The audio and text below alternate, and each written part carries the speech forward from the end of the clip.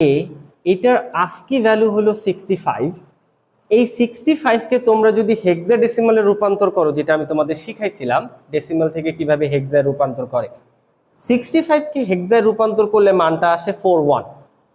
এটাকে Unicode value বলে। দেখো আস্কি আর ইউনিকোড ভ্যালু সিমিলারই, এটা ডেসিমালে থাকে, এটারে হেক্সাডেসিমালে এইভাবে লেখা হয় কিভাবে, U+0041।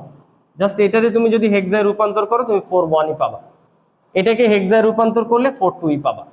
বাট ইবিসিডি আইসির ভ্যালুটা কিন্তু একটু আলাদা। দেখো ইবিসিডি আইসির ভ্যালু ক্যাপিটাল এ এর জন্য 193, আর এটার ভিত্তি কত লিখছি 10, মানে 193, আর ক্যাপিটাল বি এর ভ্যালু কত 194।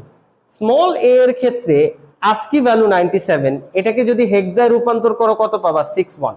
লিখতে হয় কিভাবে, এভাবে U+0061। আচ্ছা, আর স্মল এ এর জন্য ইবিসিডি আইসির ভ্যালু কত 129। এই ছকটা অবশ্যই তোমরা সুন্দর করে লেখা মনে রাখার চেষ্টা করবা, কারণ এখান থেকে কিন্তু তোমাকে অনেক সময় ইবিসিডি আইসিরও বলতে পারে যে এটার মান কত, এটার মান বাইনারিতে নিলে কি কত হয়, হেক্সায় নিলে কত হবে সেটা বের করো। আমি তোমাদের এখন একটা উদাহরণ দিচ্ছি। ওকে, তো এই জিনিসটা তোমরা সুন্দর করে খাতায় নোট রাখো, এই জিনিসটা থেকে কিন্তু অনেক বেশি এমসিকিউ আসে।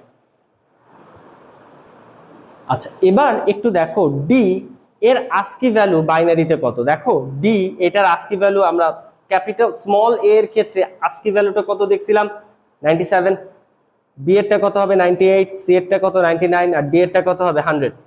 100 এটা কিসে আছে ডেসিমালে, ক্যালকুলেটরে যদি জাস্ট একটু ক্লিক করো তাইলে এটা বাইনারিতে তুমি নিতে পারবা, তোমরা নিতে পারবা।